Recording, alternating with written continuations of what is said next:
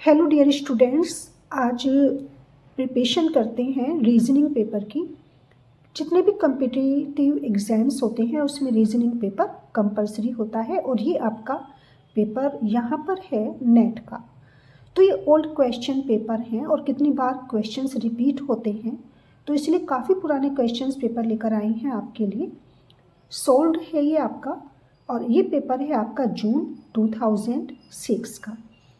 अब pattern change हो गया है इसमें, लेकिन क्वेश्चंस आपके रिपीट होते रहते हैं, तो जितनी ज़्यादा इसके लिए प्रैक्टिस की जाए उतनी ही कम होती है। यहाँ पर एक बार क्वेश्चंस को देखते हैं कि लास्ट ईयर किस तरह के क्वेश्चंस आए हुए हैं।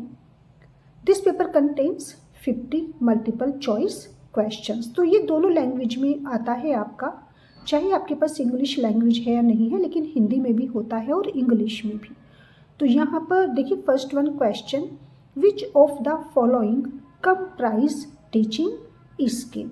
विच ऑफ द फॉलोइंग, नीचे ये 4 ऑप्शंस हैं हमारे पास, और इनमें से टीचिंग स्किल किस में है, right. Comprise teaching skill, black board writing में टीचिंग स्किल है, क्वेश्चनिंग में है, एक्सप्लेनिंग में है। एक टीचर जब टीच करता है तो उसको सारे ही टूल्स यूज़ करने पड़ते हैं, उसको हर तरीके से स्टूडेंट को समझाना पड़ता है। इसके लिए वो क्या करता है, क्वेश्चनिंग भी करता है, मीन्स क्वेश्चन भी पूछता है स्टूडेंट से, उसको एक्सप्लेन भी करता है, और ब्लैक बोर्ड या जैसे कि आजकल तो वाइट बोर्ड की हेल्प ले रही हैं, स्मार्ट बोर्ड आ चुका है, तो चाहे कोई किसी भी तरीके का वो टूल यूज़ करे, तो ब्लैक बोर्ड राइटिंग, राइट। अब इनमें से कौन सा है, तो देखिए तीनों ही इम्पोर्टेंट है यहाँ पर। तो यहाँ पर हमारा आंसर आएगा D, all of the above.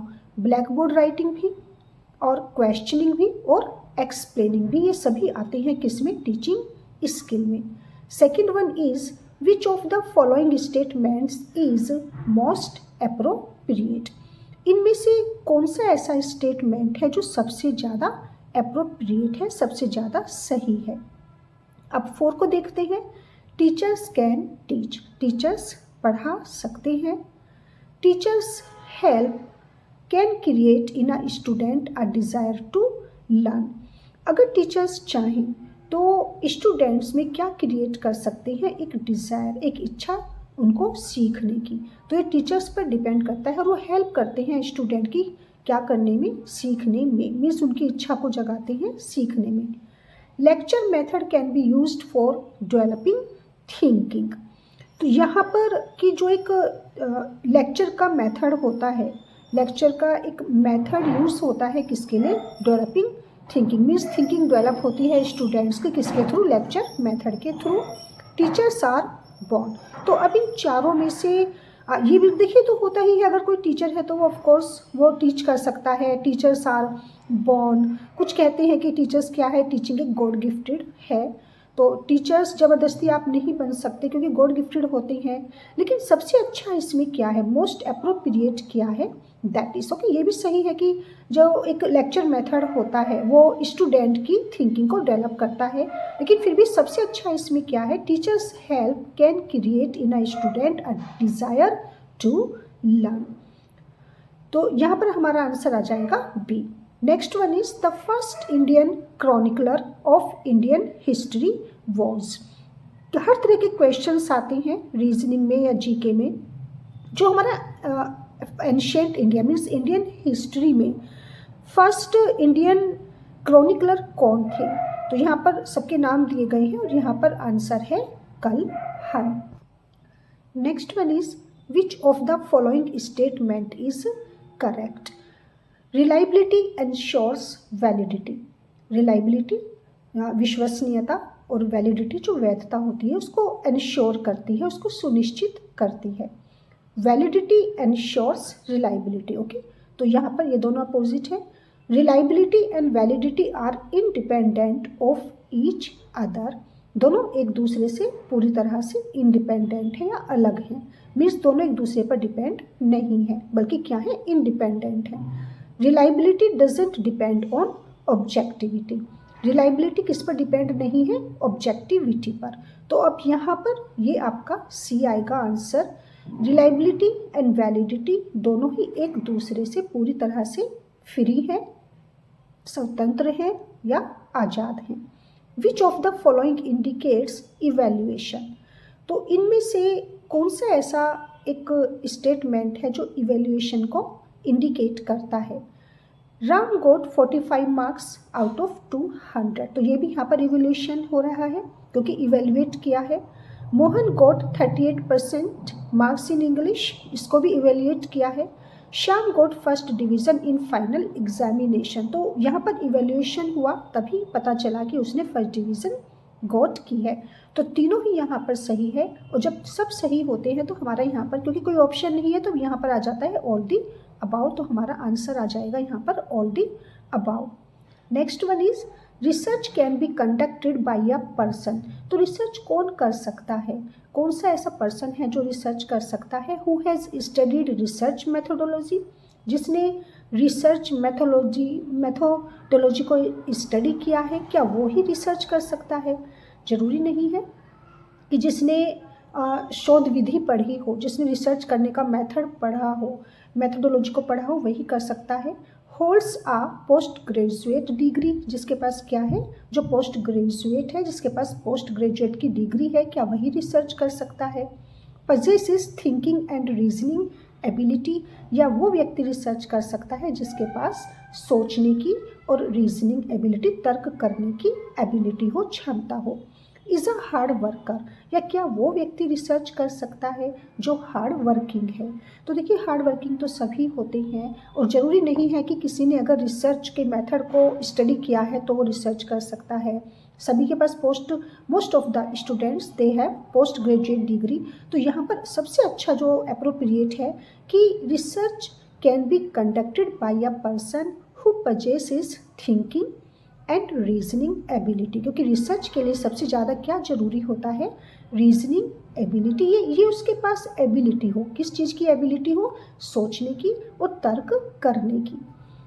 तो यहाँ पर आंसर आपका सी आ जाएगा। 7th one, which of the following statement is correct. अब यहाँ पर कितनी बार ये भी होता है कि आपको ये बता देते हैं कि इनमें से कौन सा सही है, या ये भी आ जाता है कि कौन सा गलत है। तो ये सबसे पहले ध्यान देना, आपके क्वेश्चन क्या पूछा जा रहा है। यहाँ पर इन्होंने ये 4 आपको स्टेटमेंट दिए हैं और उनसे आपसे पूछा जा रहा है कि इनमें से करेक्ट कौन सा है। तो यहाँ पर correct one is a, objectives of research are stated in first chapter of the thesis। जो थीसिस होती है, थीसिस के फर्स्ट चैप्टर में हम हमेशा क्या लिखते हैं, ऑब्जेक्टिव लिखते हैं, किसका, रिसर्च का, कि हमारा उसका मेन पर्पस क्या है या हमारा ऑब्जेक्टिव क्या है।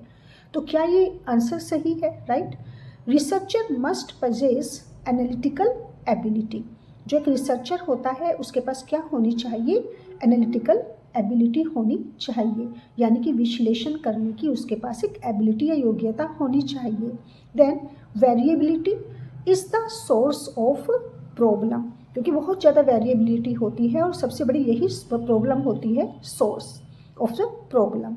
ऑल दी अबाउ, ये तीनों ही सही हैं। तो यहाँ पर जब ये क्वेश्चन आता है विच of the following statement is correct और हमें लगता है सभी सही हैं, तो फिर हम लास्ट वन पर ही टिक करते हैं, उसी को हम फिल करते हैं OMR शीट में, ऑल दी अबाउ, तो तीनों ही सही हैं। विच ऑफ द, इसीलिए कुछ स्टूडेंट्स क्या करते हैं कि सारे आंसर्स नहीं पढ़ते हैं। तो अगर सभी आंसर्स आप पढ़ रही हैं और आपको सभी सही लग रही हैं तो फुल कॉन्फिडेंस के साथ फिर आप इस तरह के आंसर को ही सही माना कीजिए, all the about. Next one is which of the following is. अब देखिए यहाँ पर इन्होंने नोट किया है, कुछ स्टूडेंट्स इसे मिस कर देते हैं नोट को, तो वो आंसर सही दे रही हैं, लेकिन क्योंकि उन्होंने इसे मिस कर दिया तो उनका अनजाने में ही उनका आंसर गलत हो जाता है। विच of the following is not the method of research, इनमें से, इन 4 में से कौन सा मेथड ऑफ रिसर्च नहीं है। ऑब्जर्वेशन, सर्वे, हिस्टोरिकल, फिलोसॉफिकल। तो फिलोसॉफिकल, हिस्टोरिकल, सर्वे, लेकिन ऑब्जर्वेशन नहीं है, क्योंकि मेथड आ जाता है रिसर्च का और मेथड ऑफ रिसर्च में क्या नहीं होता, ऑब्जर्व नहीं किया जाता। ऑब्जर्वेशन यहाँ पर नॉट है, okay, this is not the method of research. Then next one is research can be classified as. तो रिसर्च को हम कैसे क्लासिफाई कर सकते हैं, इसमें आपको आंसर के साथ साथ आपकी प्रैक्टिस भी होती है, आपको ये भी पता चलता है कि रिसर्च के क्लासिफिकेशंस क्या हैं या रिसर्च की और किस तरीके से आप उसको क्लासीफाई कर सकते हैं। तो जैसे देखिए यहाँ पर बेसिक, ये बिल्कुल करेक्ट है आपका।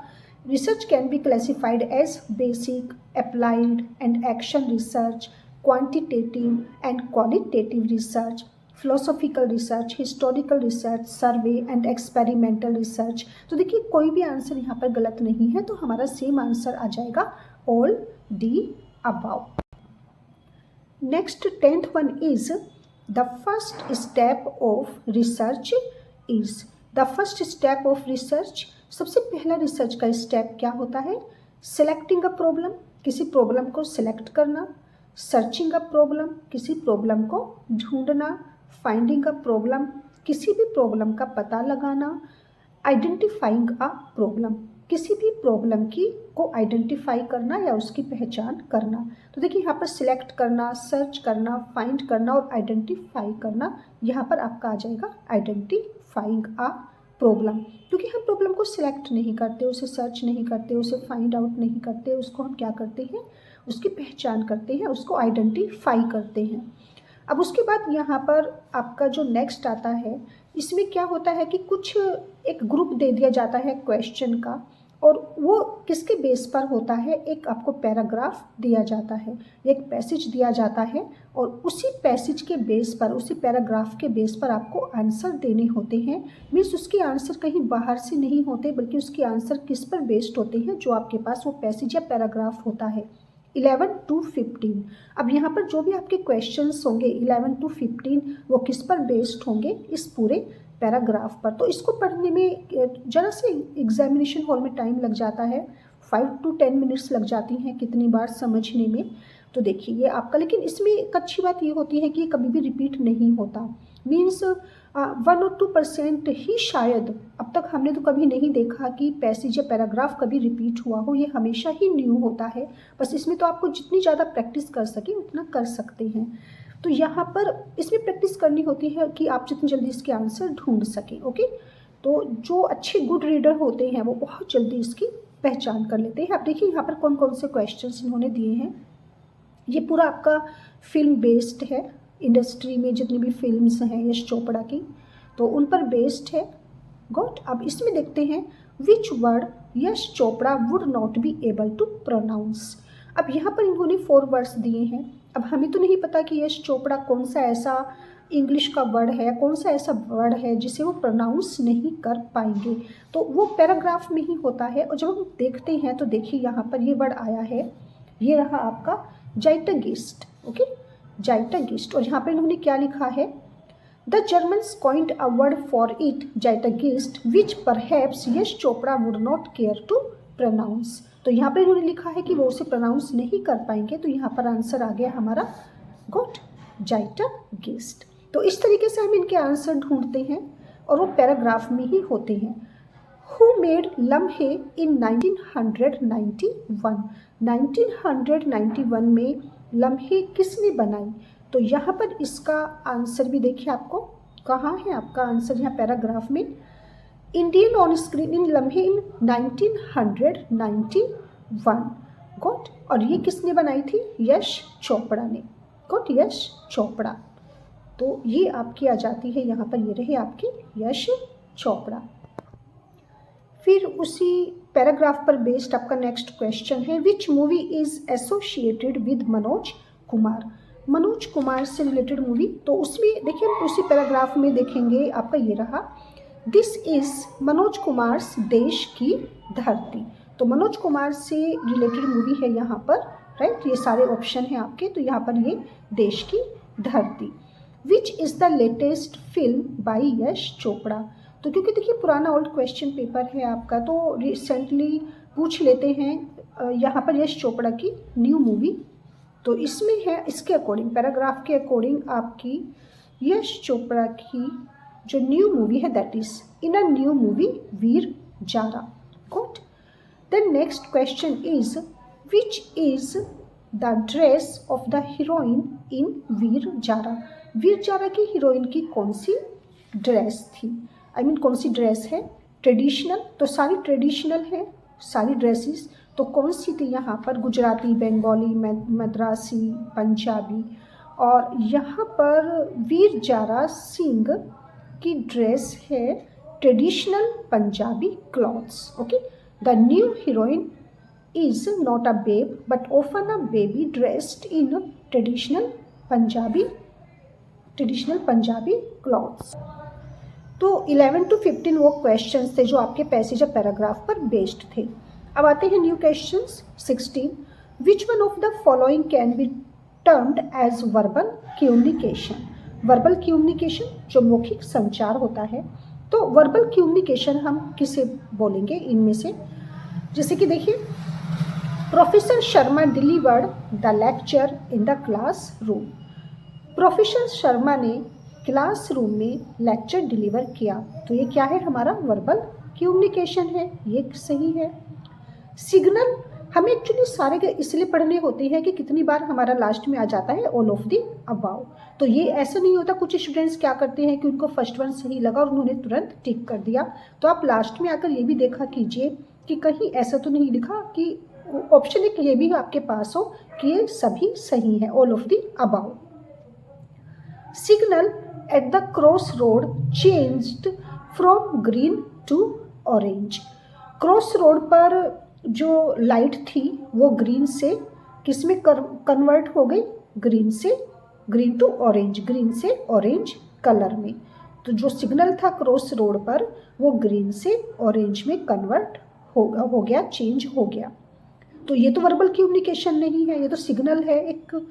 The child was crying to attract the attention of the mother. बच्चा क्या कर रहा था? बच्चा अपनी मदर की अटेंशन को गेन करने के लिए रो रहा था, उसे अट्रैक्ट करने के लिए चिल्ला रहा था या रो रहा था। तो ये भी कम्युनिकेशन नहीं है, वर्बल कम्युनिकेशन इसमें ये हमारा है verbal communication. Deepak wrote a letter, तो ये भी एक कम्युनिकेशन नहीं है क्योंकि उसने लिखा। Deepak wrote a letter for leave application. Deepak ने लीव एप्लीकेशन के लिए एक लेटर लिखा। तो अब इसमें हमारा वर्बल कम्युनिकेशन किसे कह सकते हैं? Professor Sharma delivered the lecture. Okay, ये हमारा सबसे अच्छा कम्युनिकेशन होता है जो हम क्लासरूम में लेक्चर को डिलीवर करते हैं। तो आंसर आएगा हमारा यहाँ पर A. Which is the 24 hours English business news channel in India. India में 24 आवर्स चलने वाला एक news channel, business news channel आया है यहाँ पर। कौन सा ऐसा चैनल है जो बिजनेस न्यूज़ चैनल है? CNBC, 24 hours English business news channel. तो आंसर है हमारा यहाँ पर सी।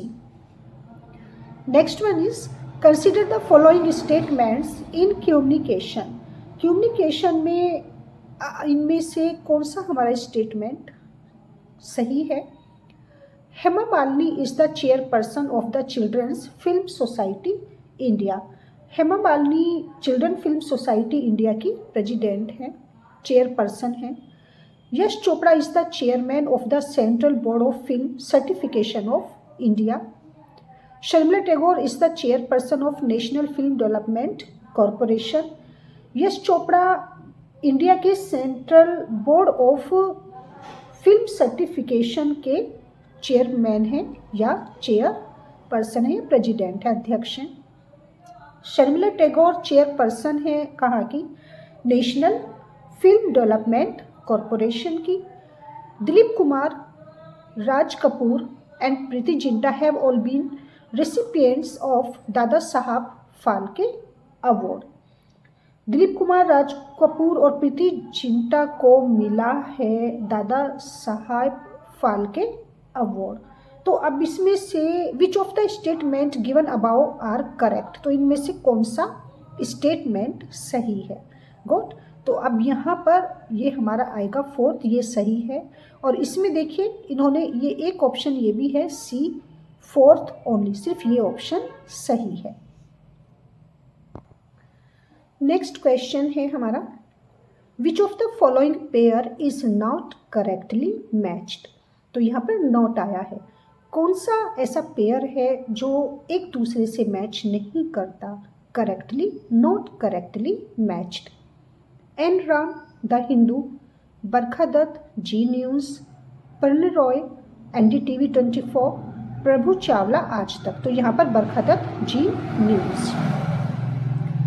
Because you deserve to know is the punch line used by. कौन सा ऐसा न्यूज़पेपर है कि जो ये पंच लाइन यूज़ करता है, because you deserve to know, क्योंकि जानकारी ही आपका अधिकार है। तो ये पंच लाइन यूज़ की जाती है हिंदुस्तान टाइम्स। डी आंसर है यहाँ पर।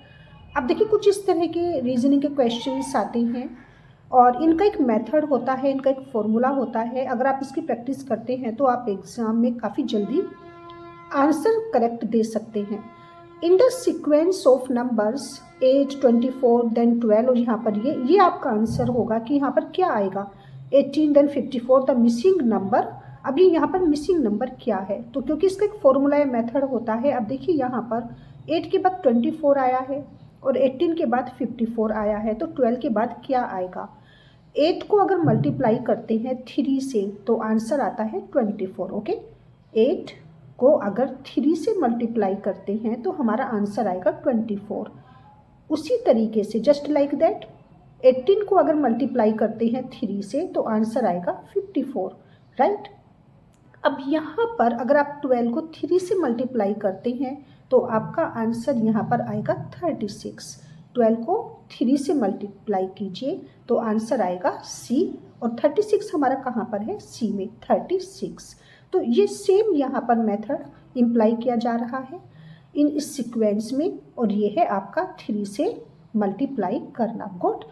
तो इसीलिए एक सिस्टम होता है। अब जैसे कि देखिए यहाँ पर if A stands for 5, B for 6, C for 7, D for 8 and so on. अब इन्होंने यहाँ पर A को, यहाँ पे 1 नहीं लिखा है, इन्होंने A को लिखा है यहाँ पर 5। तो इसका एक मेथड क्या होता है कि आप A लिखिए एक अलग रफ पेपर पर और वहाँ पर आप 5 से शुरू कीजिए। जैसे कि A के सामने 5, B के सामने 6, C के सामने 7, D के सामने 8, इसी तरीके से आप लिखते चले जाइए एंड सो ऑन। E के सामने 9, F के सामने 10। जब आप इसी तरीके से कंटिन्यूएशन में लिखते चले जाएंगे, then the following number stand for 17, 19, 20, right. तो उसके बाद फिर 9 एंड 8। अब क्योंकि देखिए 7 आपने लिखा था, C फॉर 7, D फॉर 8, तो यहाँ पर 8 के लिए तो इन्होंने खुद ही दे दिया कि D आया है। तो यहाँ पर अगर एक आपको इजी मेथड बता रहे हैं कि अगर टाइम नहीं है और इतना टाइम नहीं है कि हम उसको रफली निकालें, तो देखिए यहाँ पर ये सबसे सिंपल है कि इन्होंने D फॉर 8 खुद ही दे दिया एंड 8।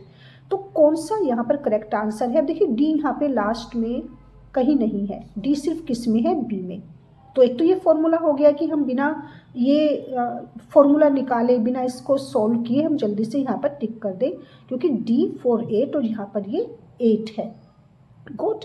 और एक दूसरा फॉर्मूला क्या है जो आपको बताया, जिसकी आप प्रैक्टिस कर सकते हैं। अगर सपोज कीजिए लास्ट में सभी में D आ रहा है या कुछ में D आ रहा है, तो फिर दूसरा फॉर्मूला क्या होता है कि आप लिखते चले जाइए A 5, B, C, D, और 17 किस पर आ रहा है, M पर। आप देखना M पर आते ही आपका 17 आ जाएगा, O पर आपका 19 आएगा, और P पर आएगा आपका 20, E पर आ जाएगा आपका 9। गुड। जैसे कि A, B, C, D, E, E पर D पर 8 आ रहा है, तो E पर क्या आएगा, 9 आ जाएगा। यहाँ पर 9 है आपका, यहाँ पर 8 है, तो आगे ना हमारा वही सीक्वेंस आ जाता है। तो आंसर हमारा होगा B। अब इन्होंने देखिए यहाँ पर इनका क्या मेथड यूज़ किया है। The letters in the first set have certain relationship, on the basis of this relationship what is the right choice for the second set. अब यहाँ पर इनमें एक आपस में एक सर्टेन रिलेशन है। ओके, सर्टेन रिलेशन, जैसे कि जो भी इन्होंने यहाँ पर दिया है, इसमें AST में और BRU में एक सर्टेन रिलेशन इन्होंने बताया है, और इसी सर्टेन रिलेशनशिप के बेस पर हमें बताना है कि हमारा सेकंड सेट क्या होगा, जो राइट चॉइस होगी सेकंड सेट की। सेकंड सेट जैसे कि NQV, और उसका यहाँ पर क्या आएगा, इसका रिलेशन कैसे हम निकालेंगे। तो देखिए यहाँ पर इन्होंने कैसे रिलेशन बनाया है AST और BRU का, वो आप देखिए, और सेम वही हम NQV के बेस पर यहाँ पर फिट करेंगे। जैसे कि देखिए A के बाद इन्होंने लिया है B, तो N के बाद क्या आता है O। अब यहाँ पर ओ यहाँ भी आया है और यहाँ भी, तो हमें ये समझ नहीं आएगा कि हम ये आंसर सही है कि ये सही है। इसके लिए फिर हम आगे चलते हैं और आगे देखते हैं। तो अब या तो ये हमारा सही होगा या ये, क्योंकि ए के बाद बी लिया है तो एन के बाद ओ आ जाएगा। अब एस का पहला लेटर लिया है, ए का तो इन्होंने बाद वाला लेटर लिया इस सेट में, लेकिन एस का पहले वाला लिया है और पहले वाला इन्होंने क्या लिया है, आर। तो यहाँ पर क्यू का पहले वाला हम क्या लेंगे, पी। तो अब यहाँ पे आर नहीं आएगा, यहाँ पर आ जाएगा पी। तो ऑफकोर्स हमारा यही है। फिर इन्होंने टी, ये एक मेथड बता रही हैं आपको, एक फॉर्मूला की जो वो यूज़ करते हैं, जो आप इस तरीके से आप इस तरह के क्वेश्चंस को सोल्व कर सकते हैं। अब यहाँ पर इन्होंने टी के बाद वाला लिया है, दैट इज यू। तो यहाँ पर वी के बाद वाला हमारा आ जाएगा, दैट इज डब्ल्यू। अब देखिए यहाँ पर एक पहला लिया है, एक बाद वाला लिया है, टी के बाद वाला लिया है यू, गुड। तो वी के बाद वाला आ जाएगा हमारा यहाँ पर डब्ल्यू, गुड। अब दोनों में ओ आर डब्ल्यू, बस पी का ही यहाँ पर डिफरेंस है, वी डब्ल्यू टी यू। तो ये इस तरह से मेथड का यहाँ पर आंसर होगा हमारा डी। 24 में फिर वही देखिए आपका इसी ये कुछ क्वेश्चंस होते हैं, 5 क्वेश्चंस होते हैं आपके मिनिमम, जो इस फॉर्मूला पर बेस्ड होते हैं। इन अ सर्टेन कोड, ये एक तरह का कोड है, जैसे कि pen is written as 31, good. अब पी ए को तो इन्होंने 3 में कर दिया, पी ए का मतलब यहाँ पर 3 है और एन का मतलब है यहाँ पर 1 and P A R as 35। तो पी ए का मतलब 3 हो गया और आर मीन्स 5, आर को लिखा है इन्होंने 5 में। अब यहाँ पर ये ध्यान रखना कि पी ए एंड पी ए, इसको पी ए को हम सिर्फ 3 में ही ये मानकर चल रही है, लास्ट वाला ये चेंज कर रहे हैं कोड। अब P A T is written as, तो यहाँ पर पेन का इन्होंने बता दिया, पैट का बता दिया, पैट का हमें बताना है, तो पी ए का तो 3 ही हो जाएगा हमारा, और देखिए 3 सब में है, गुड। अब हमें लास्ट का देखना है कि टी में क्या आएगा 7 आएगा, 8 आएगा या 9 आएगा।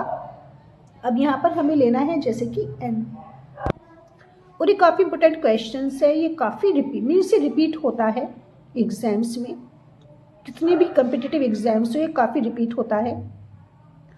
अब यहाँ पर पी ए को तो आप भूल जाइए क्योंकि 3 है सब में। यहाँ से शुरू करते हैं एन से, जैसे कि देखिए हमारा ऊपर आया था एक इस तरह का क्वेश्चन, लेट मी सी, ये जैसे कि इन्होंने यहाँ पर ए स्टैंड्स फॉर 5, गुड।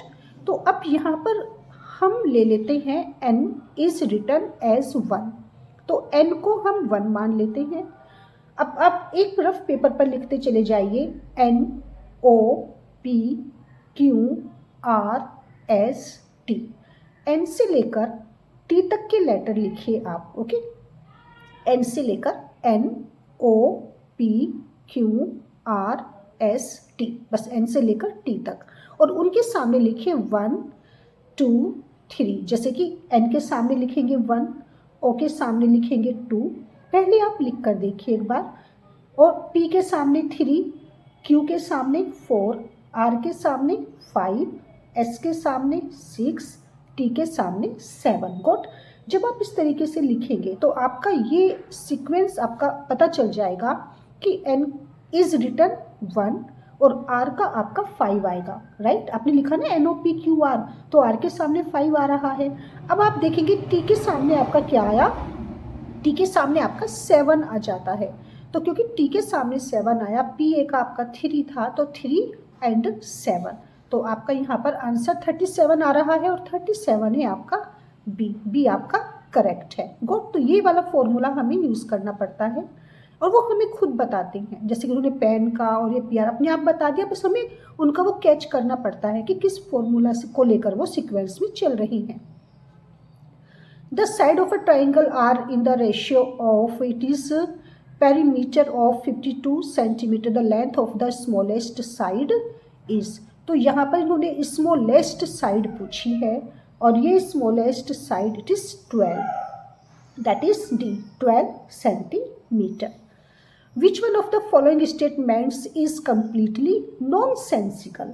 अब इन्होंने यहाँ पे पूछा है आपसे, सेंसिकल नहीं पूछा, नॉन सेंसिकल मीन्स कौन सा ऐसा स्टेटमेंट है जो पूरी तरह से नॉन सेंसिकल है, नॉन सेंस वाला। जैसे कि देखिए कौन सा लग रहा है यहाँ पर, he was a bachelor but he married recently. Of course he was, वो बैचलर था लेकिन उसने अभी मीन्स रिसेंट ही उसने क्या किया है, शादी किया है। ही is a bachelor but he married recently. वो अब यहाँ पर इज आया है, वो बैचलर है लेकिन उसने अभी ही शादी की है, तो ये थोड़ा सा यहाँ पर नॉन सेंसिकल लग रहा है, क्योंकि अगर उसने रिसेंटली मैरिड है वो, तो वो बैचलर नहीं हो सकता। दोनों ही मीन्स नॉन सेंसिकल स्टेटमेंट है जो एक दूसरे से कनेक्ट नहीं हो रही हैं। When he married he was not a bachelor, तो ये भी सही हो सकता है, आदमी सेकंड मैरिज भी कर सकता है। When he was a bachelor he was not married, जब वो बैचलर था तो वो मैरिड नहीं था। तो यहाँ पर जो नॉन सेंसिकल है पूरी तरह से statement, that is he is a bachelor but he married recently, quote. तो यहाँ पर आंसर आएगा B. Next question 27, which of the following statements are mutually contradictory, जो एक दूसरे से अलग हैं, पूरी तरह से अलग हैं।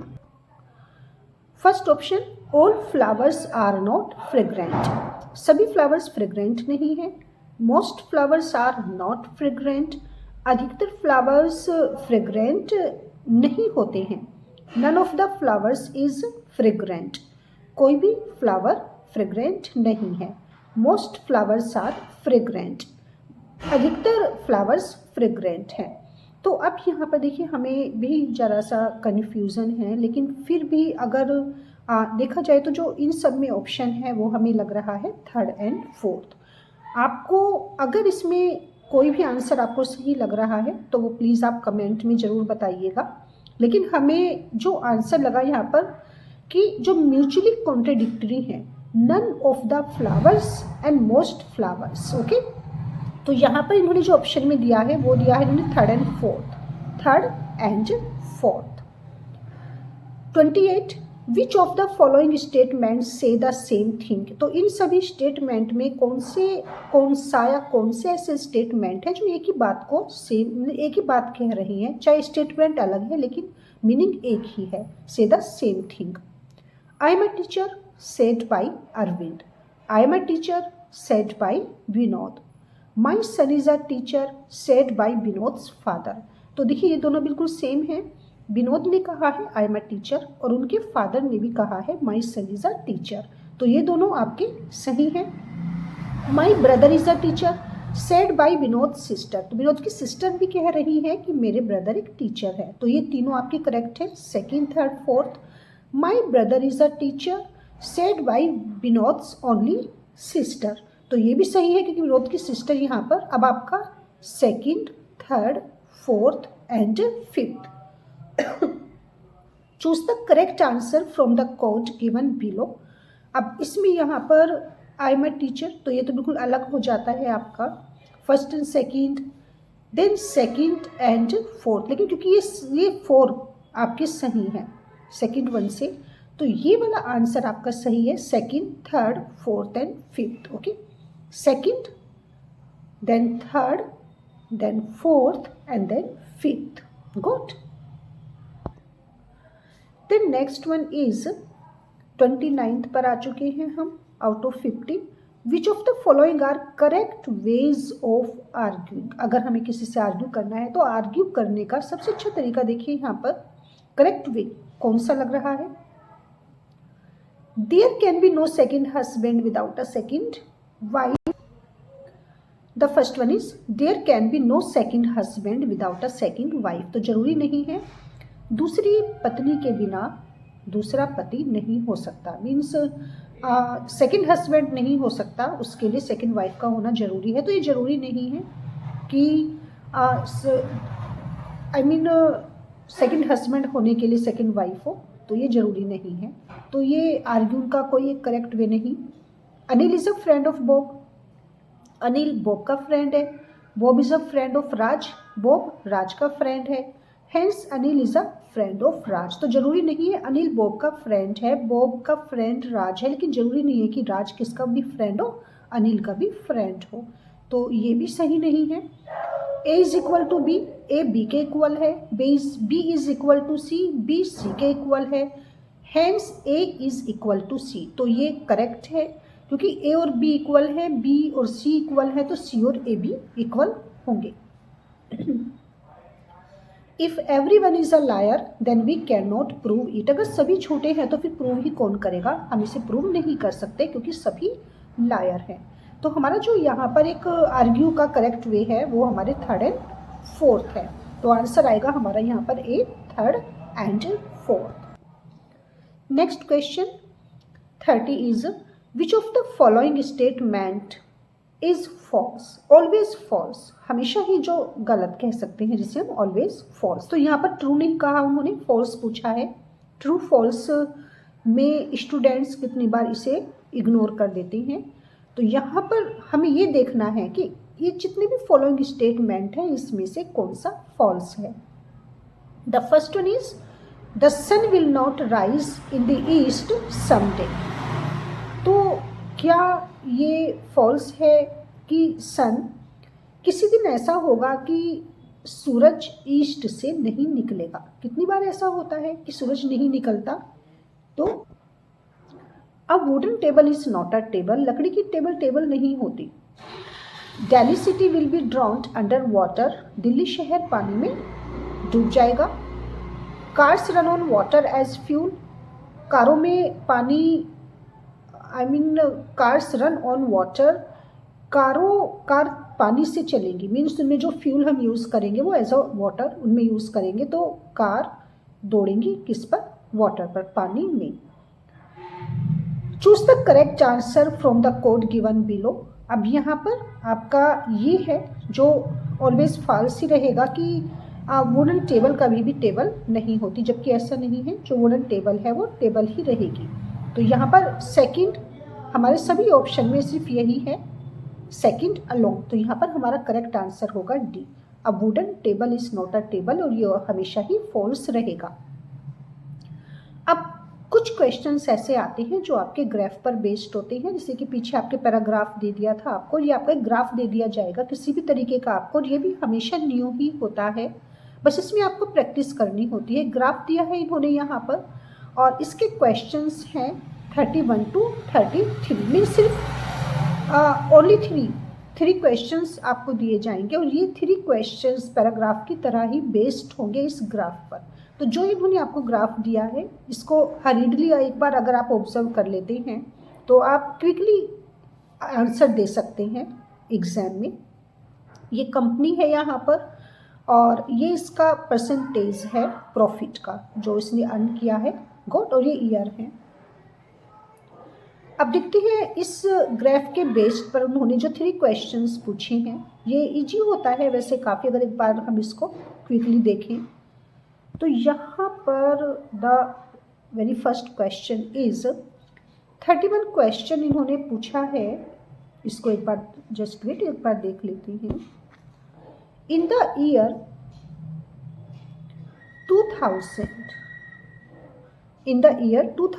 which of the following companies earned maximum % profit।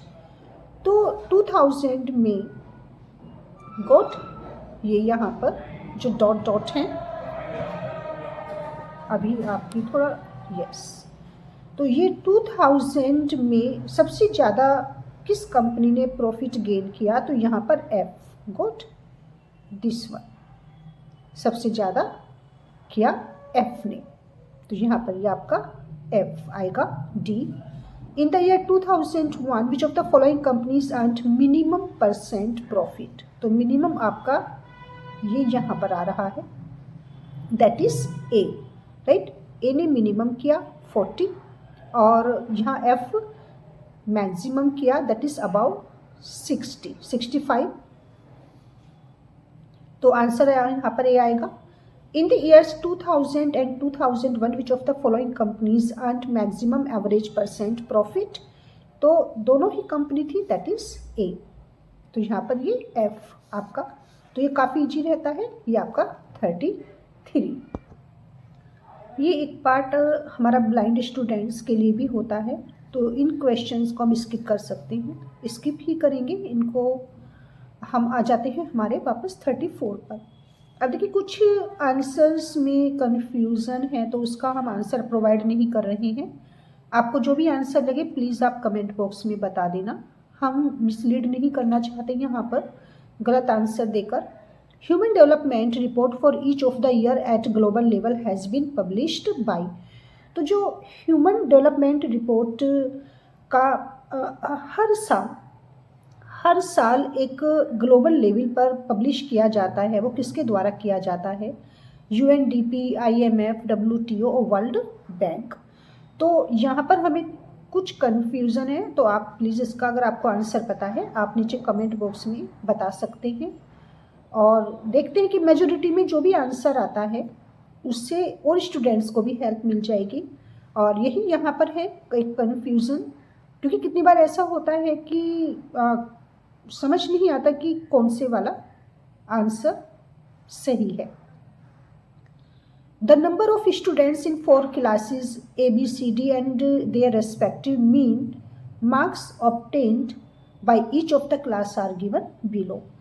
A, B, C, D की जो क्लासेस हैं उनमें स्टूडेंट्स की संख्या और उनकी जो क्लासेस हैं दैट इज़ मीन मार्क्स, उनकी क्लासेस में जो उनको मीन मार्क्स उन्होंने लिए हैं, उनको दिए गए हैं, वो कितने हैं। तो यहाँ पर क्लास A, B, C के नंबर ऑफ स्टूडेंट्स हैं और यहाँ पर उनका अर्थमेटिक मीन है। The combined mean of the marks of 4 classes together will be, तो कितना होगा? 32, 50, 20 और 15। The number of students in 4 classes and their respective mean marks obtained by each of the class are given below. तो इसमें भी हमें confusion है कि कौन सा करेक्ट आंसर होगा। तो इसमें भी प्लीज़ आपको अगर आंसर पता है तो आप कमेंट बॉक्स में बता सकते हैं। कुछ ऐसे क्वेश्चंस हैं कि जिसके अगर हम आंसर अपनी तरफ से यहाँ पर करते हैं तो वो गलत हो जाएगा। Next question, LAN stands for, LAN stands for, तो LAN की फुल फॉर्म क्या है यहाँ पर? That is local area network, LAN, local area network. अब यहाँ पर ये क्वेश्चन भी, इसमें भी प्लीज़ आप चाहे तो हेल्प कर सकते हैं कमेंट बॉक्स में। Which of the following statement is correct, कि इसमें से कौन सा स्टेटमेंट करेक्ट है? मॉडेम एक सॉफ्टवेयर है, modem is a software. Modem helps in stabilising the voltage, modem voltage को स्टेबलाइज करने में हेल्प करता है। Modem is the operating system, modem एक ऑपरेटिंग सिस्टम है। और modem converts the analogue signal into digital signal and vice versa. तो इसमें कौन सा आपको लग रहा है आंसर, वो आप प्लीज़ कमेंट बॉक्स में बताना। 37 का। 38, विच of the following is the appropriate definition of a computer, इनमें से कंप्यूटर की अप्रोप्रिएट डेफिनेशन कौन सी है? तो ये तो आपको पता ही है, लेकिन काफ़ी ऑप्शन दे दिए जाते हैं। Computer is an electronic device that can store, retrieve and process both qualitative and quantitative data quickly and accurately। तो इसका आंसर आपका B है। 39, अब देखिए ये भी आपका information and communication technology includes. तो इंफॉर्मेशन और कम्युनिकेशन टेक्नोलॉजी में क्या क्या होता है? Online learning, web based learning, learning through the use of EDU, SAT। तो हमें लग रहा है ऑल दी अबाउ।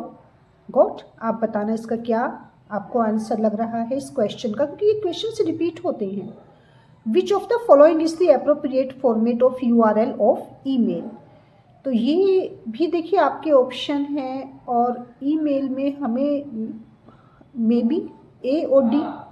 तो और आप देखना क्या आंसर इसका बैठ सकता है यहाँ पर। करेक्ट आंसर, बेस्ट आंसर क्या हो सकता है?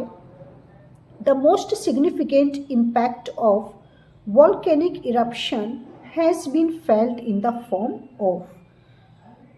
तो यहाँ पर वॉल्केनिक इरप्शन किसकी ज़्यादा यहाँ पर इम्पैक्ट पड़ा था? वॉल्केनो का, ज्वालामुखी का जो इरप्शन हुआ था, that is change in weather, मौसम में change, loss of vegetation, vegetation का लॉस हो गया था, sinking of island, island sink हो गए थे, एक्सटिंक्शन ऑफ एनिमल, या पूरी तरह से डिसअपियर हो गए थे या एक्सटिंक्ट हो गए थे एनिमल्स, एक्सटिंक्शन ऑफ एनिमल्स।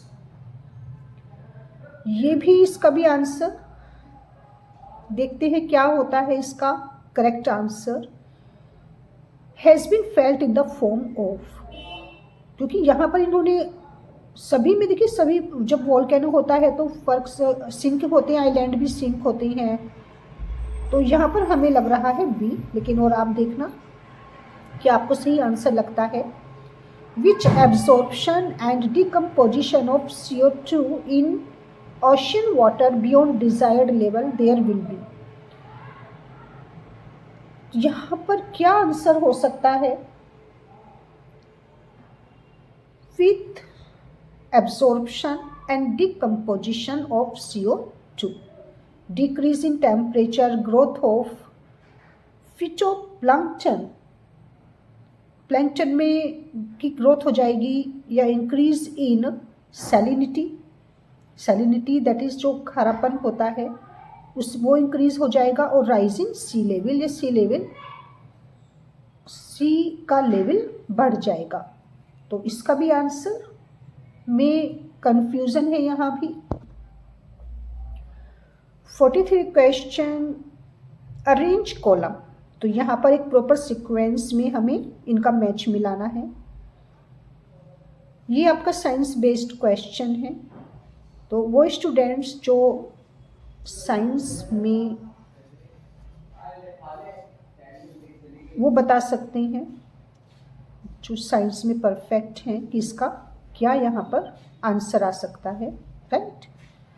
तो ये भी हमें, ये वाला हमें नहीं मालूम, दैट इज, लेकिन आप देख लीजिए किस तरह के क्वेश्चन आते हैं।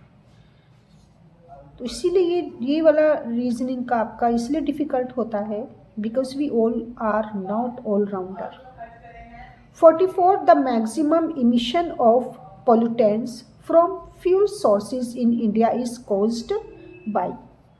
इंडिया में जो एक फ्यूल की सोर्सेज हैं, ओके, फ्यूल की जो भी सोर्सेज हैं उनका सबसे ज़्यादा इमिशन हमें लग रहा है यहाँ पर सी।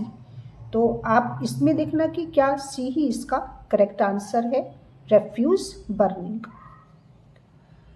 दी अर्बनाइजेशन प्रोसेस, जो अर्बनाइजेशन प्रोसेस है, accounts for the wind in the urban centers during nights to remain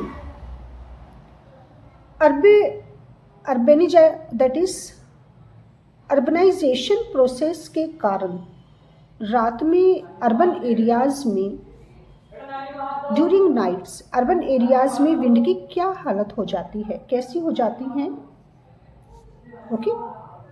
means ये क्वेश्चन बेस्ड है कि जो विंड होती हैं वो अर्बन एरियाज में, अर्बन सेंटर में नाइट्स के टाइम कैसी रहती हैं। Faster than that in rural areas, slower than that in rural areas, the same as that in rural areas, और cooler than that in rural areas. तो यहाँ पर हमें ये लग रहा है फास्टर हो जाती हैं then that in rural areas, लेकिन स्लो भी, ये भी आंसर सही है, बी स्लो रहती हैं, क्योंकि रूरल एरियाज़ में अगर कंपैरिजन करते हैं अर्बन एरियाज से, तो यहाँ पर क्योंकि पोल्यूशन ज़्यादा होता है तो यहाँ की विंड स्लोअर रहनी चाहिए। सेम तो नहीं हो सकती, कूलर भी नहीं हो सकती, तो अब या तो फास्ट होनी चाहिए या slow. The university grant commission was constituted on the recommendation of UGC. The University Grant Commission was constituted on the recommendation of, तो ये 4 ऑप्शन है, Sarvepalli Radhakrishnan commission, and Mudaliar Commission, Sargent Commission and Kothari Commission. Which one of the following articles of the Constitution of India safeguards the rights of minorities? इनमें से कौन सा है Indian constitution का वो कौन सा आर्टिकल है जो माइनॉरिटीज़ के राइट्स को इस्टेब्लिश करने में हेल्प करता है, उनके जो एजुकेशनल राइट्स हैं, एजुकेशनल इंस्टीट्यूशंस, और उनको चलाता है एंड रन। तो ये आर्टिकल यहाँ पर आपका 30, यहाँ पर आंसर आएगा आपका सी। 48 question is match list first institutions with list second functions. तो यहाँ पर मैच करना है, लिस्ट 1 में इंस्टीट्यूशंस है, लिस्ट सेकंड में फंक्शंस हैं कि कौन सी इंस्टीट्यूशन का क्या फंक्शन है, and select the correct answer. Parliament, C&AG, ministry of finance, executive departments. तो यहाँ पर देखिए ए का आपका सेकंड जाएगा, parliament, enactment of budget, C&AG, legality of expenditure, ministry of finance, formulation of budget, executive departments, implementation of budget. और यहाँ पर आपका आंसर आ जाएगा B, second, fourth, first and third. 49 is foundation training to the newly recruited IAS probationers is imparted bye. जो new selected या recruited IAS होते हैं उनको ट्रेनिंग जो दी जाती है, बेसिक उनकी ट्रेनिंग होती है, वो कौन देता है? तो यहाँ पर आंसर आएगा C, LBS, national academy of administration. 50, the last one is electoral disputes arising out of presidential and vice presidential elections are settled bye.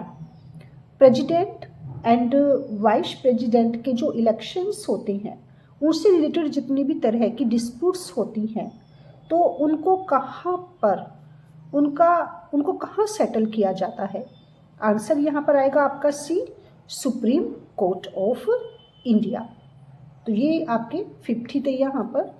और जो आंसर्स यहाँ पर हमें कन्फ्यूज़न था वो हमने नहीं बताए हैं ताकि आप सभी स्टूडेंट्स परेशान ना हो जाएं, फिर आप कमेंट बॉक्स में कहें कि ये गलत है, ये गलत है। तो इसलिए उनको हमने छोड़ दिया है। आप स्टूडेंट्स को जिसको भी जो भी आंसर पता है और जो हमने यहाँ पर नहीं बताए हैं तो प्लीज़ आप उनको कमेंट बॉक्स में बताना, ताकि ज़्यादा से ज़्यादा स्टूडेंट्स, अगर मेजॉरिटी जितनी भी स्टूडेंट्स की होती है उसके बेस पर ही फिर उसका सॉल्यूशन हो पाएगा। हेलो स्टूडेंट्स, आज हम पेपर लेकर आए हैं रीजनिंग का। फर्स्ट पेपर है जो किसी भी कंपटीशन में सबसे इम्पोर्टेंट पेपर होता है, रीजनिंग का पेपर। और कोई भी कंपटीशन हो, हर कंपटीशन में रिपीट होते हैं। कुछ क्वेश्चंस ऐसे होते हैं कि आप किसी भी तरह के कंपटीशन में बैठे वो ज़रूर रिपीट होते हैं। और कितनी बार TGT, PGT या नेट, स्लेट का जब आप एग्ज़ाम देते हैं तो उसमें भी कुछ क्वेश्चंस रिपीट होते रहते हैं।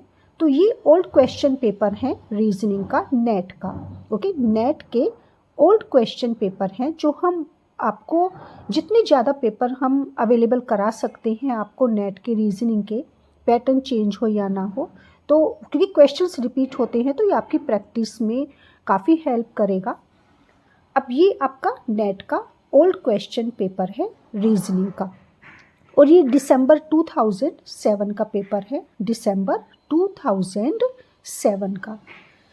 फर्स्ट क्वेश्चन देखिए जो आपके टीचिंग एप्टीट्यूड से रिलेटेड होते हैं। Verbal guidance is least effective in the learning of. Verbal guidance सबसे कम इफ़ेक्टिव किस में है? सीखने में। अगर कुछ भी हम सीखना चाहते हैं तो उसमें हमारा जो एक वर्बल गाइडेंस होता है वो सबसे कम इफ़ेक्टिव किस में होता है? एप्टीट्यूड्स में, एटीट्यूड्स में, स्किल्स में या रिलेशनशिप में। तो यहाँ पर हमारा आंसर आएगा बी, स्किल्स में। Verbal guidance is least effective in the learning of skill, क्योंकि स्किल में क्या होता है कि हमें सब कुछ खुद कर कर देखना होता है। जितनी ज़्यादा हम प्रैक्टिस करते हैं उसमें वर्बल गाइडेंस इतना ज़्यादा इफेक्टिव नहीं होता। तो आंसर होगा हमारा यहाँ पर बी।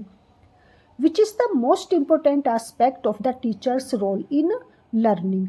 एक टीचर का सबसे इम्पोर्टेंट रोल उसका किस में होता है जब वो सिखाता है, दैट इज मीन्स यहाँ पर कह सकते हैं कि एक टीचर्स का सबसे इम्पोर्टेंट उसका एस्पेक्ट क्या है लर्निंग में, the development of insight into what constitutes an adequate performance.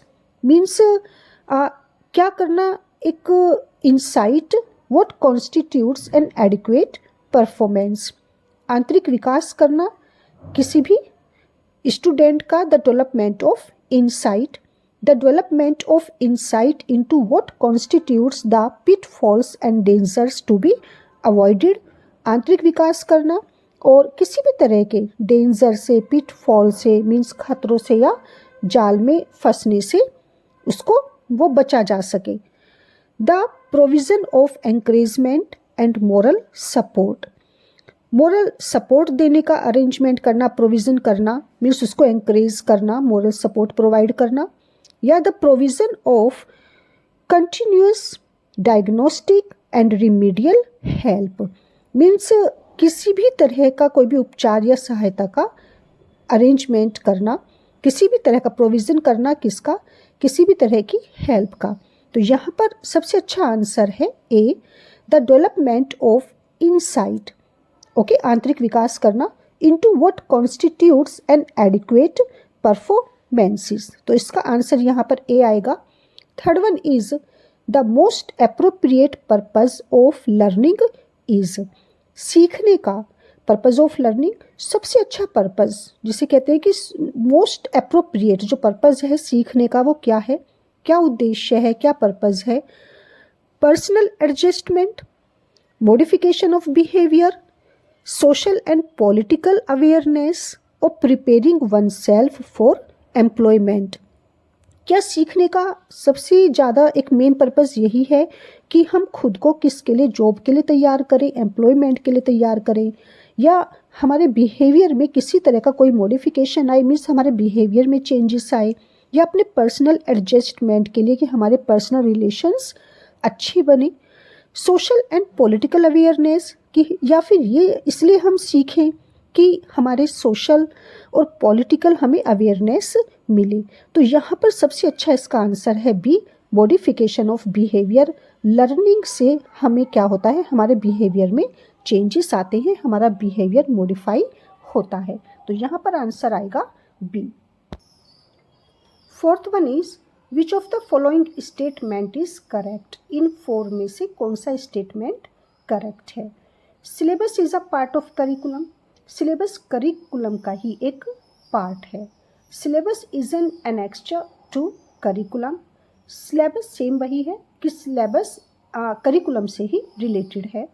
Curriculum is the same in all educational institutions affiliated to a particular university. Curriculum जितनी भी एजुकेशनल इंस्टीट्यूशंस होती हैं जो पार्टिकुलर यूनिवर्सिटी से एफिलिएटेड होती हैं उसी सभी का सेम होता है। तो करिकुलम क्या है, is the same. Syllabus is not the same in all educational institutions affiliated to a particular university.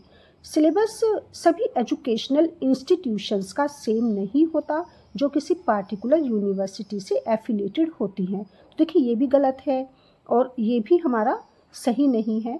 यहाँ पर हमारा सबसे अच्छा आंसर क्या है, syllabus is a part of curriculum, curriculum का ही एक पार्ट होता है सिलेबस। तो आंसर आएगा यहाँ पर A. Which of the two given options is of the level of understanding. अब इन दो ऑप्शन में से जो जिसे हम ज़्यादा अच्छे तरीके से समझ सकते हैं वो क्या है, define noun in your own words.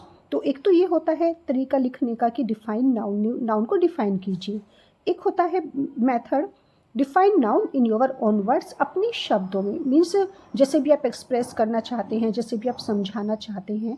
तो यहाँ पर जो ऑप्शन है level of understanding is of the level, तो दोनों में से कौन सा सही है, दैट इज सेकंड वन। तो यहाँ पर आंसर आएगा only second, that is B. Which of the following options are the main tasks of research in modern society?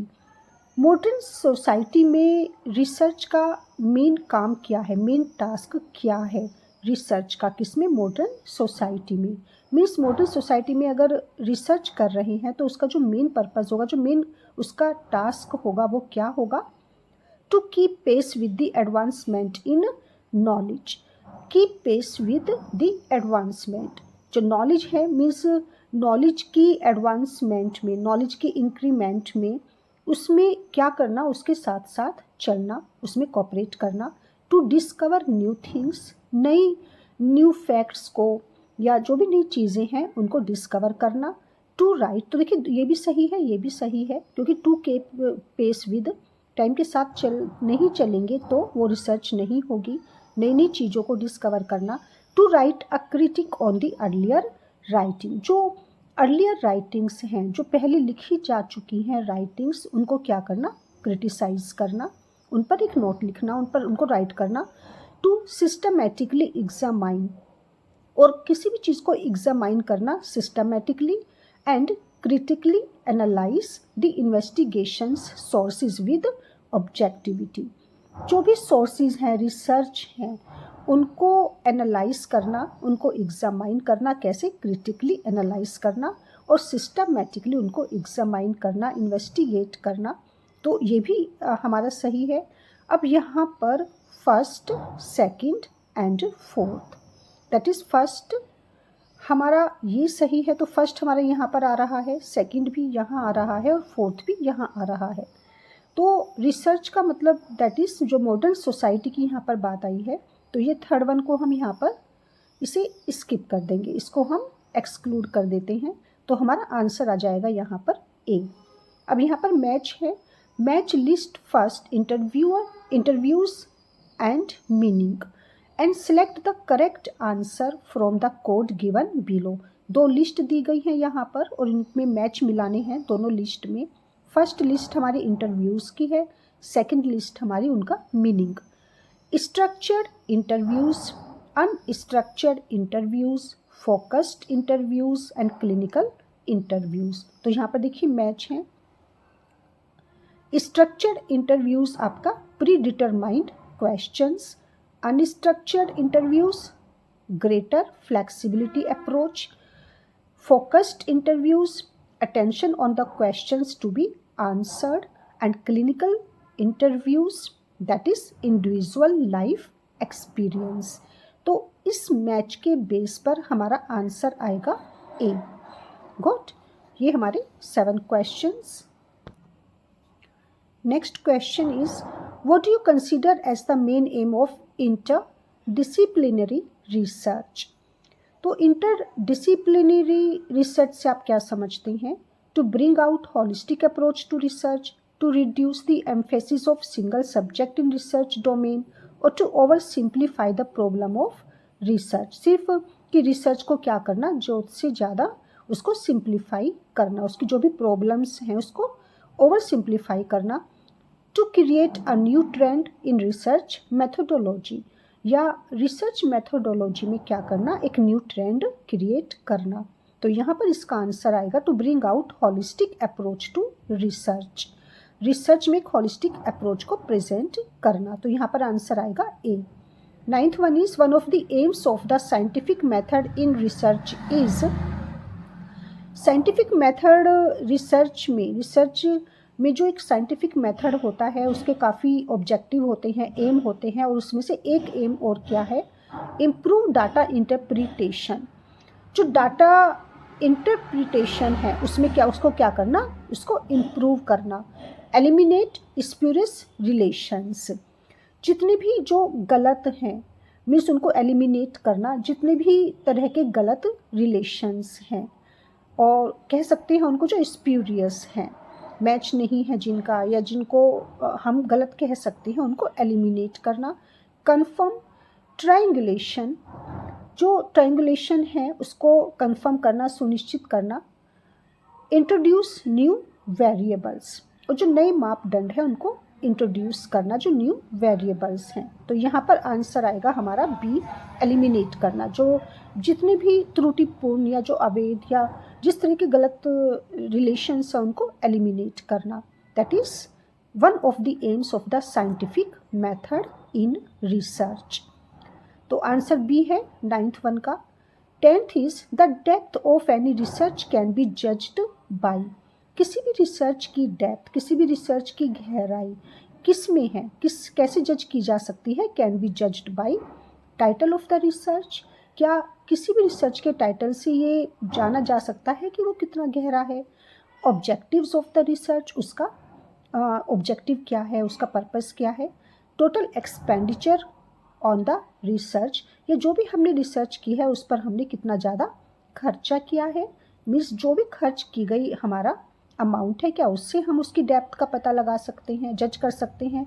Duration of the research, या कितना ज़्यादा हमने उस रिसर्च को टाइम दिया, कितनी उस पर हमने अपना टाइम को स्पेंड किया है, कितना उसमें टाइम लगा रिसर्च में, तो क्या उससे उसकी डेप्थ को पता लगा सकते हैं, जज कर सकते हैं। तो यहाँ पर note the title, note the total expenditure, note the duration, तो यहाँ पर ऑब्जेक्टिव्स, तो यहाँ पर आंसर आएगा बी, 10th का आंसर होगा बी।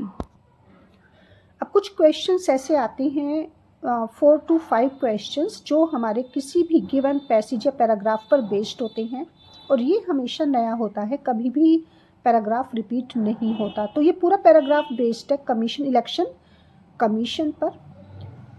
और देखिए कितना छोटा पैराग्राफ है, इस पर बेस्ड कुछ क्वेश्चंस आएंगे जिनके आंसर्स इन्हीं में होते हैं।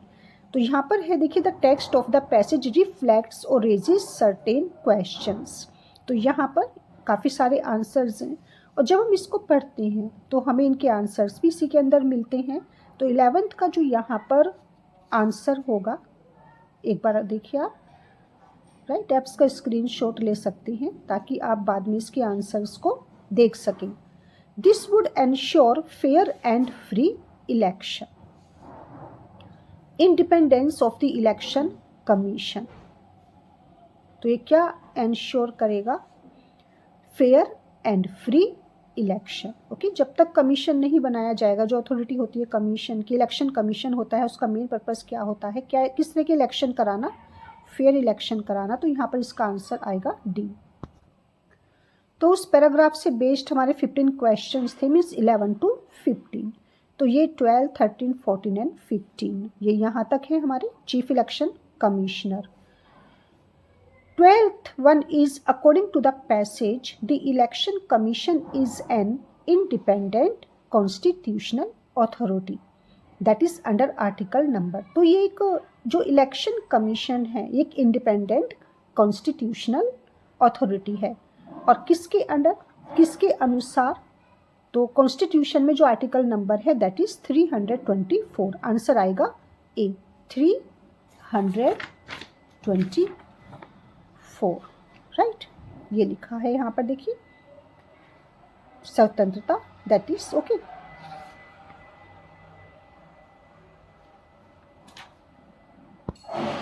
तो वो जो पीछे आपका पैसेज था उसका ये हिंदी ट्रांसलेशन है, आप इसका भी स्क्रीनशॉट ले सकते हैं। तो ये देखिए, ये था आपका आंसर कोड, और इंग्लिश में आपका ये था। तो इसमें ये होता है कि आपकी प्रैक्टिस अच्छी हो जाती है अगर आप अच्छी तरीके से पढ़ते हैं। ये था आपका आर्टिकल 324 गुड, और हिंदी में आपका दिस वन। तो यहाँ पर था हमारा 324।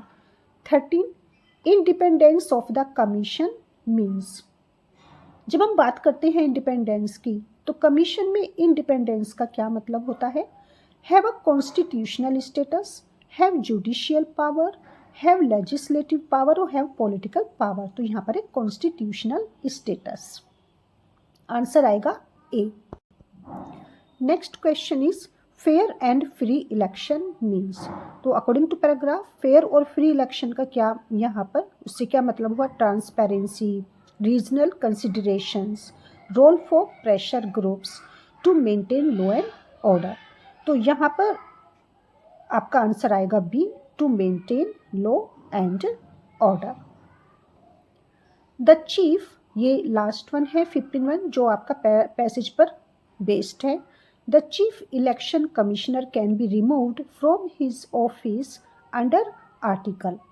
तो जो चीफ इलेक्शन कमिश्नर हैं उनको उनके ऑफिस से रिमूव किया जा सकता है कौन से आर्टिकल के अंडर? तो आपका ऊपर आया था 324, है ना, ऊपर आपका आंसर था 324। तो यहाँ पर कौन सा आर्टिकल है जिसके बेस पर, जिसके अंडर उनको रिमूव किया जा सकता है किसी भी चीफ इलेक्शन कमिश्नर को? तो यहाँ पर आंसर आएगा आपका डी 324।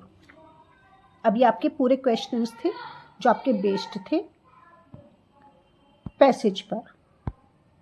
16 The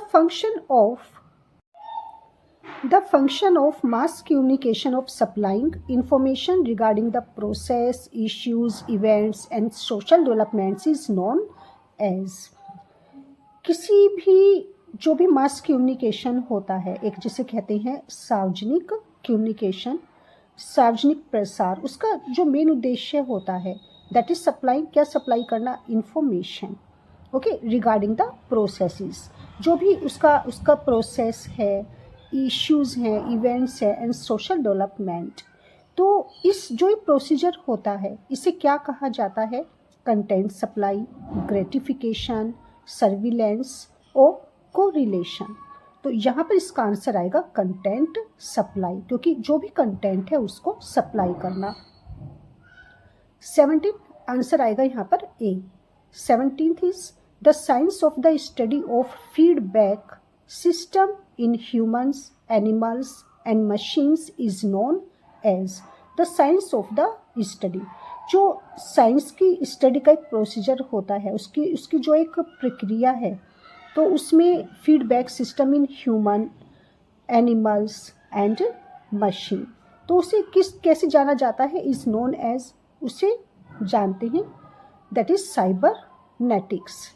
साइबरनेटिक्स, ये इसका आंसर है ए, साइबरनेटिक्स।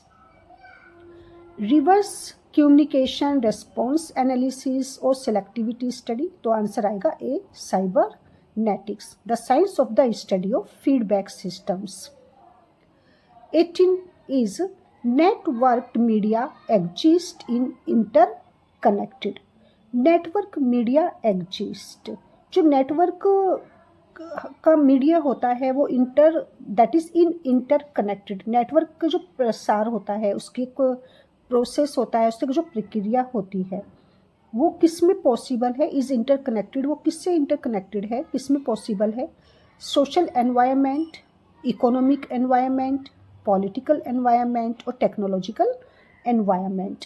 तो यहाँ पर तो जो नेटवर्क होता है वो network media exist in interconnected, तो आंसर आएगा डी, टेक्नोलॉजिकल एनवायरनमेंट, जो तकनीकी पर्यावरण होता है उसका आंसर यहाँ पर आएगा D. The combination of computing, telecommunications and media in a digital atmosphere is referred to as online communication, digital combined, integrated media और convergence। तो आंसर यहाँ पर 19th का आएगा डी, दैट इज जिसे कहते हैं सेंट्रलाइजेशन, एक तरीके से केंद्रीयकरण कर देना, convergence, the combination of computing. तो ये सब किसके रेफरेंस में होते हैं? Convergence.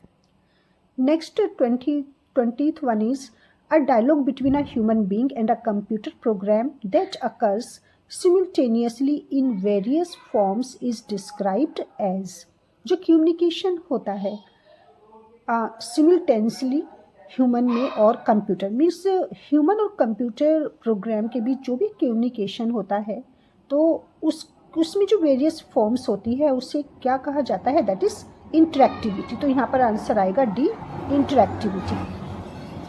Man machine speak, digital talk और binary chart, that is binary chat, interactivity is answer D है यहाँ पर।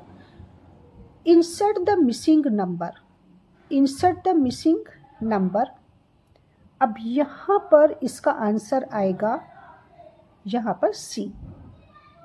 16, 15, 16, 17, 15, 14, तो 17 के बाद यहाँ पर 18 आएगा, 16, 17, 18, तो यहाँ पर आंसर आएगा दैट इज 35। 32, 33, देन 34, तो यहाँ पर 35. Monday falls on 20th of March 1995. What was the day on 3rd November 94? इस तरह के क्वेश्चंस हर तरह के कम्पिटिटिव एग्जाम्स में आते हैं कि सपोज कीजिए अगर 20th of March 1995 को मंडे था तो 3rd नवंबर 1994 को कौन सा डे होगा. तो इसके लिए भी एक मेथड होता है और यहाँ पर आंसर आएगा Thursday, that is a. The average of 4 consecutive even numbers is 27. अगर हम देखें तो जो एवरेज है वो 4 consecutive even number का 27 है. तो लार्जेस्ट क्या होगा, the largest of these numbers, तो वो क्या होगा और आंसर आएगा यहाँ पर C, that is 30. In a certain code, एक सर्टेन कोड को अगर हम लें तो FHQK का मीनिंग होगा GIRL, that is girl. How will women be written in the same code? और अगर इसी कोड से हमें लिखना हो तो हम women को कैसे लिखेंगे. तो गर्ल का इधर कर ले लेते हैं हम, FHQK का गर्ल होगा तो women को किस तरीके से लिखेंगे, राइट. तो अब देखिए F का इन्होंने G लिया है, H का I लिया है, Q का R लिया है और K का L. तो इसी तरीके से हम अगर देखें तो W का यहाँ पर हम X गोट. अब देखिए X कहाँ है, यहाँ पर C. तो यहाँ पर हमारा आंसर होगा C, XPNFO. तो वीमेन को अगर हम लिखेंगे इस कोड में, सर्टेन कोड में, तो लिखा जाएगा C. At what time between 4 and 5 o'clock will the hands of a watch point in opposite direction? 4 और 5 के बीच अगर किसी भी क्लॉक की नीडल्स को, हैंड्स को अपोजिट डायरेक्शन में करें तो क्या किस तरह का, मतलब point in opposite direction at what time, तो क्या उनका टाइम होगा. तो यहाँ पर आंसर आएगा D, right, minute 54.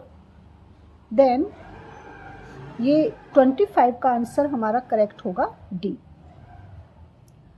26. Which of the following conclusions is logically valid based on statement given below? इनमें से कौन सा कंक्लूजन ऐसा है जो लॉजिकली सही है, वैलिड है और इन स्टेटमेंट पर जो नीचे दिए गए हैं इन पर बेस्ड है. जैसे कि स्टेटमेंट दे दिया, काफ़ी क्वेश्चंस आते हैं स्टेटमेंट से related. Most teachers are hard working, काफ़ी टीचर्स हार्ड वर्किंग होते हैं. तो अगर हम इस स्टेटमेंट को ले लेते हैं तो इस पर बेस्ड कौन सा कंक्लूजन होगा जो लॉजिकली वैलिड होगा. Some teachers are hard working, क्योंकि इन्होंने कहा है मोस्ट टीचर्स, तो सम टीचर्स कुछ होते हैं और कुछ नहीं होते हैं, तो दोनों ही सही है. Some teachers are hard working, some teachers are not hard working. तो यहाँ पर फर्स्ट एंड सेकंड दोनों ही सही हैं. तो आंसर आएगा C, both first and second are implied. Next question is 27th. Who among the following can be asked to make a statement in Indian Parliament? Indian Parliament में कौन है या किसे अपना स्टेटमेंट रखने की अनुमति दी जा सकती है. मीन्स कि हु अमंग द फॉलोइंग, इनमें से कौन ऐसा है कि जो इंडियन पार्लियामेंट में अपनी बात को रख सकता है, अपना विचार रख सकता है, उसे इसकी परमिशन मिल सकती है. और को परमिशन नहीं मिलेगी टू मेक अ स्टेटमेंट, लेकिन ये अपनी बात रख सकते हैं. कोई भी MLA, any MLA, chief of army staff, जो आर्मी स्टाफ जिसे कहते हैं कि जो चीफ होता है आर्मी का, सॉलिसिटर जनरल ऑफ इंडिया और मेयर ऑफ दिल्ली. तो यहाँ पर आंसर आएगा C, solicitor general of India. he can be asked to make a statement in Indian Parliament. Which of the following conclusions is logically valid based on statement given below? ये आपका जैसे पहले आया था क्वेश्चन, तो same वही question है आपका. Most of the Indian states existed before independence. कुछ ऐसी इंडियन स्टेट्स थी या कुछ ऐसी इंडियन रियासतें थी जो स्टेट्स की जो इंडिपेंडेंस से पहले भी एग्जिस्ट करती थी। अब ये स्टेटमेंट है तो इसका देखते हैं कि क्या आंसर आ सकता है। Some Indian states existed before independence. कुछ ऐसी इंडियन रियासतें थी जो इंडिपेंडेंस से पहले भी थी, उनका एग्जिस्टेंस था पहले भी। All Indian states did not exist before independence. सभी इंडिपेंडेंस से पहले एग्जिस्ट नहीं होती थी, क्योंकि मोस्ट ऑफ द आया है तो कुछ ऐसी थी और सभी नहीं थी। तो यहाँ पर जो आंसर है यहाँ पर आएगा second, only second is implied. तो आंसर होगा B. Water is always involved with landslides. This is because it, जब भी लैंडस्लाइड होता है तो उसमें सबसे इम्पोर्टेंट जो रोल होता है वो किसका होता है? वाटर का। और ऐसा क्यों है? इसका रीज़न क्या है? Because it reduces the shear strength of rocks, क्योंकि ये रिड्यूस कर देता है, कम कर देता है। वाटर किसको कम कर देता है? जो रॉक्स की स्ट्रेंथ होती है उसकी कठोरता को कम कर देता है। Increases the weight of the overburden, और बढ़ा देता है किसको? इसके वेट को, मीन्स उसके वेट में इंक्रीमेंट करता है। एनहेंसेस केमिकल वेदरिंग, और एक तरह से जो केमिकल का प्रोसीजर होता है उसको एनहेंस करता है। इज अ यूनिवर्सल सॉल्वेंट, और वाटर क्या है? कि यूनिवर्सल सॉल्वेंट है। तो यहाँ पर इसका आंसर आएगा B. Increases the weight of the over burden, तो क्योंकि इसमें बहुत ज़्यादा प्रेशर बनता है, उसके वेट को इंक्रीज करता है, तो इसीलिए लैंडस्लाइड सबसे ज़्यादा रीज़न होता है। डायरेक्शन फॉर दिस क्वेश्चन, अब यहाँ पर given below are two statements A and B followed by two conclusion. दो तरह के स्टेटमेंट दिए हैं और दोनों ही कंक्लूजन दिए हैं। अब इसमें देखना है कि considering the statements to be true, कौन सा सही है। Indicate which of the following conclusions logically follow from the given statements by selecting one of the four response alternatives given below the conclusion. अब देखिए, दो यहाँ पर स्टेटमेंट है और दो ही यहाँ पर कंक्लूजन है, लेकिन इससे ऊपर जो आया था आपका एक स्टेटमेंट था और दो कंक्लूजन थे, राइट। अब यहाँ पर दो स्टेटमेंट है और दो ही कंक्लूजन है। अब देखते हैं इनमें से कौन सा सही है। ऑल बिजनेसमैन आर वेल्दी, सभी बिजनेसमैन वेल्दी होते हैं। All wealthy people are hard working, और जितने भी वेल्दी पीपल हैं सभी हार्ड वर्किंग है, मीन्स जितने भी धनी लोग हैं सभी मेहनती हैं। All businessman are hard working, तो ये जरूरी नहीं है क्या जितने भी बिजनेसमैन हैं हार्ड वर्किंग, तो क्या ये स्टेटमेंट सही है? क्योंकि ऑल इसके अकॉर्डिंग, ओके, जो भी हमें कंक्लूजन लेना है वो स्टेटमेंट के बेस पर लेना है। ऑल बिजनेसमैन आर वेल्दी, क्योंकि सभी बिजनेसमैन वेल्दी हैं और सभी वेल्दी हार्ड वर्किंग है, तो इस स्टेटमेंट के बेस पर ये फिर सही है। All businessman are hard working, तो ये फर्स्ट वन सही है, ओके। इस स्टेटमेंट के बेस पर दोनों के। All hardly working people are not wealthy, तो यहाँ पर सिर्फ ये सही है, all businessman are hard working. Only one follows, तो आंसर आएगा यहाँ पर हमारा A, only one is correct. All businessman are hard working. 31 question is using websites to pour out one's grievances is called. जब हम वेबसाइट के through अपनी problems को, ग्रीवेंस अपनी कुछ भी हमारी कंप्लेंट्स हैं, प्रॉब्लम्स हैं, क्वेरीज हैं, जब हम उन्हें यूज़ करते हैं, मीन्स उनको हम कम्युनिकेट करते हैं, तो उस प्रोसीजर को क्या कहा जाता है? साइबर वेंटिंग, साइबर रेंटिंग, वेब हेट और वेब प्ली, तो उसे कहा जाता है साइबर वेंटिंग। तो यहाँ पर आंसर आएगा A. In web search finding a large number of documents with very little relevant information is termed। किसी भी जब भी हम कोई वेब सर्च करते हैं तो काफ़ी एक लार्ज नंबर जो डॉक्यूमेंट्स होते हैं, जब उसको हम फाइंड आउट करने की कोशिश करते हैं और with very little relevant information, और हमारे पास कुछ ज़्यादा भी इंफॉर्मेशन नहीं होती, मीन्स हमारे पास उससे रिलेटेड काफ़ी कम इन्फॉर्मेशन होती है, तो उसे क्या कहा जाता है? मीन्स हमें काफ़ी लार्ज नंबर पर कुछ डॉक्यूमेंट्स हमें फाइंड आउट करने हैं जब हम कोई वेब सर्च करते हैं, लेकिन हमारे पास रेलिवेंट इन्फॉर्मेशन ज़्यादा नहीं होती, तो उसे क्या कहा जाता है? Poor recall, web crawl, poor precision rate, poor web response. तो आंसर आएगा यहाँ पर ए, उसे कहा जाता है poor recall. The concept of connect intelligence is derived from, ये कहाँ से लिया गया है? जो कंसेप्ट है कनेक्ट इंटेलिजेंस, ये कहाँ से लिया गया है? वर्चुअल रियलिटी, फिजियोलॉजिक और Bluetooth technology, value added network. तो आंसर आएगा डी, वैल्यू एडिड नेटवर्क। ये यहाँ से ली गई है ये धारणा।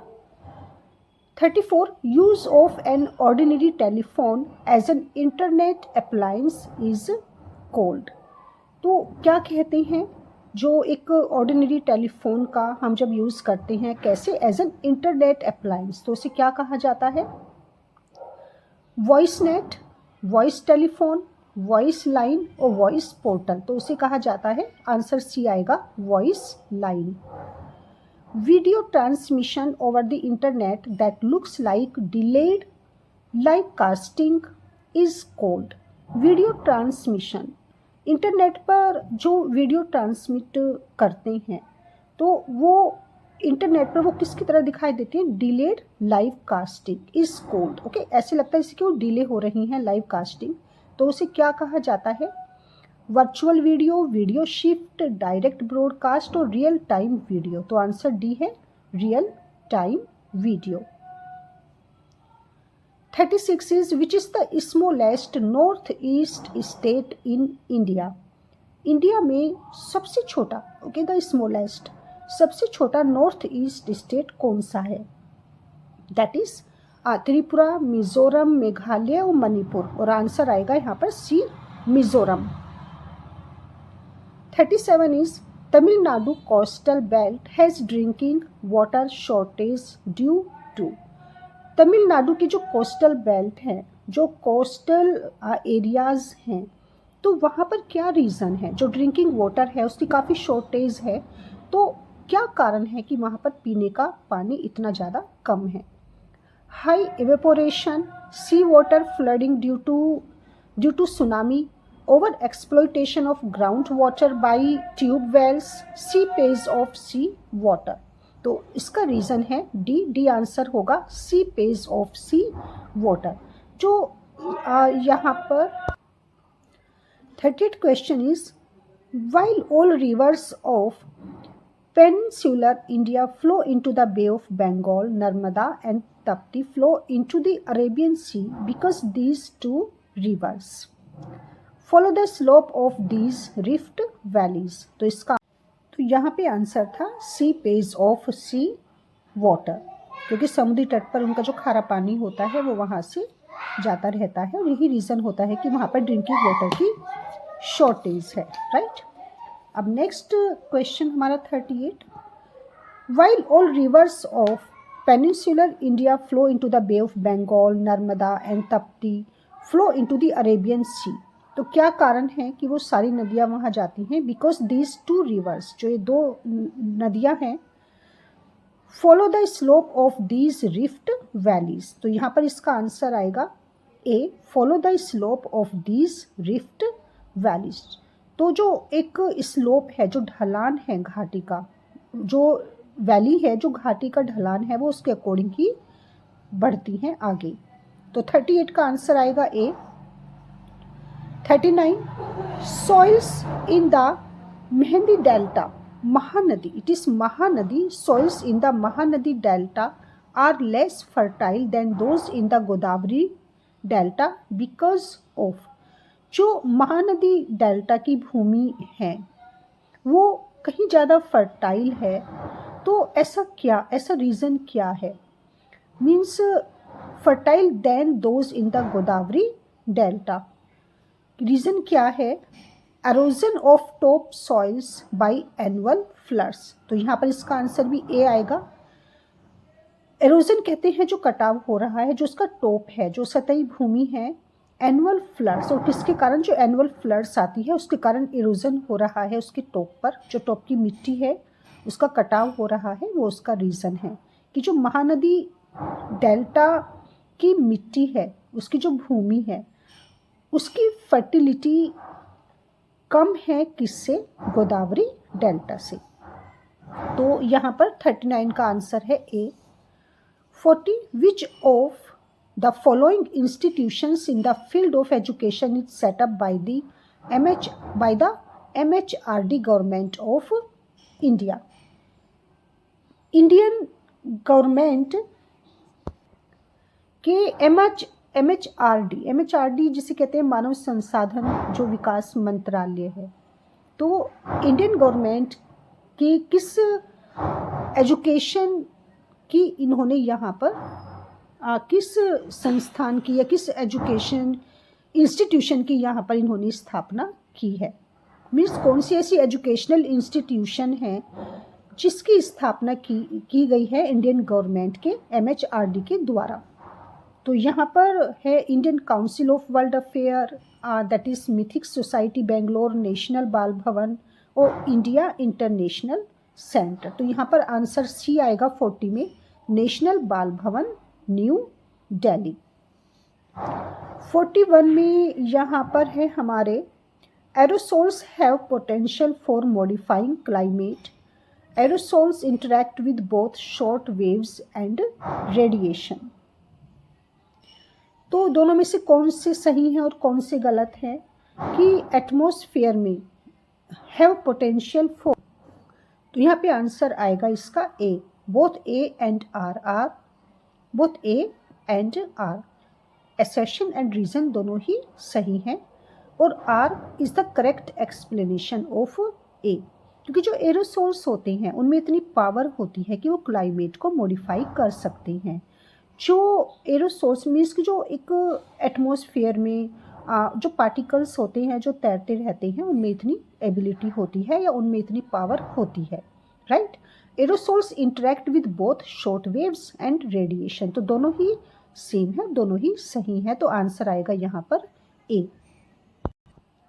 Next question is SITE, site stands for, site की फुल फॉर्म एब्रीविएशन है यहाँ पर site, system for international technology and engineering, satellite instructional television experiment और south Indian trade state institute of technology and engineering. तो यहाँ पर answer, इसका correct answer है साइट का satellite, satellite instructional television experiment. Okay, तो बी करेक्ट आंसर है।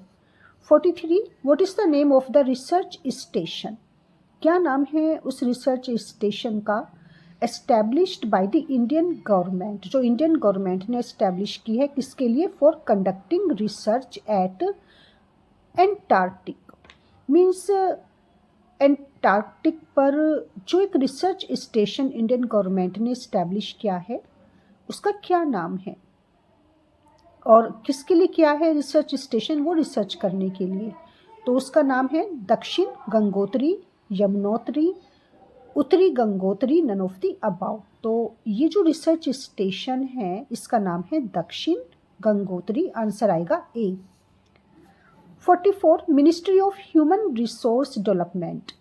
देखिए ये आपका पीछे भी आया था ये वाला क्वेश्चन, जस्ट वेट। तो ये आपका 40 में क्वेश्चन आया था, विच of the following institutions in the field of education is set up by the MHRD। तो ये MHRD, अब देखिए ये यहाँ पर इसकी फुल फॉर्म आ जाती है MHRD, ministry, okay, ministry of human resource development, ministry of human resource development. तो ये जो आपका क्वेश्चन आया था यहाँ पर, कोट गवर्नमेंट ऑफ इंडिया, तो ये वही है आपका ministry of human resource development और HRD, MHRD इसका एब्रीविएशन होगा। Includes department of elementary education and literacy, department of secondary education and higher education, department of women and child development, और तो जो लास्ट वन है हमारा ऑल दी अबाउ, तो answer आएगा ऑल दी अबाउ डी, क्योंकि इसके ये सब सब कुछ आता है इसमें। 45 parliament can legislate on matters listed in the state list. जो पार्लियामेंट है वो कौन सा विधेयक पारित कर सकती है? Parliament can legislate on matters, तो कौन कौन से, जो भी एक स्टेट की लिस्ट होती है, जो भी एक राज्य की सूची होती है, उसमें जितने भी मैटर्स होते हैं तो वो किस पर विधेयक पारित कर सकती है, लेजिस्लेट कर सकती है? तो ये कौन कौन सी हैं यहाँ पर? With the prior permission of the president, only after the constitution is amended suitably, in case of inconsistency among state legislatures at the request of 2 or more states। तो ये डी इसका आंसर होगा, एट द रिक्वेस्ट, जब दो या दो से ज़्यादा स्टेट रिक्वेस्ट करें तो उनकी रिक्वेस्ट पर वो ये लेजिस्लेट कर सकती है।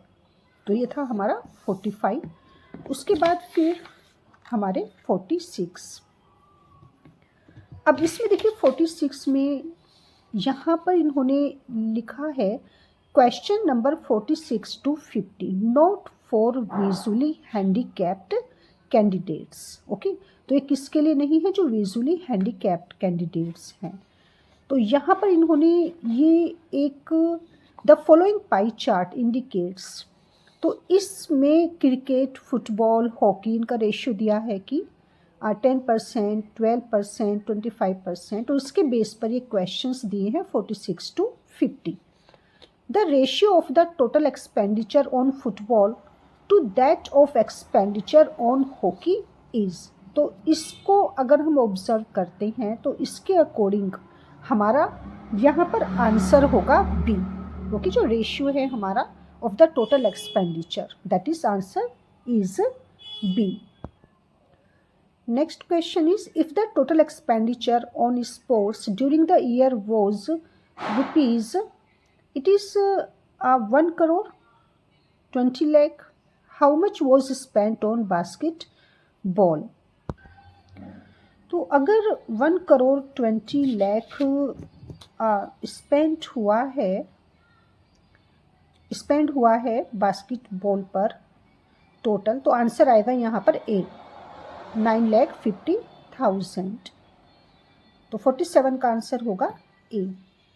48 में the chart shows that the most popular game of the country is, तो चार्ट के अकॉर्डिंग दैट इज 25%, तो सबसे ज़्यादा पॉपुलर गेम है क्रिकेट, तो सी आंसर आएगा यहाँ पर cricket.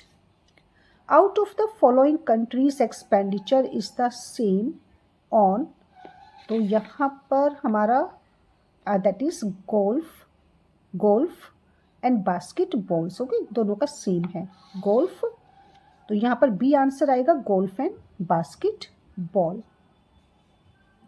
Then the last one is, if the total expenditure on sport during the year was rupees 1 crore 50 lakh, the expenditure on cricket and hockey together was, तो दोनों का कितना है टोटल, किसका? क्रिकेट और हॉकी का।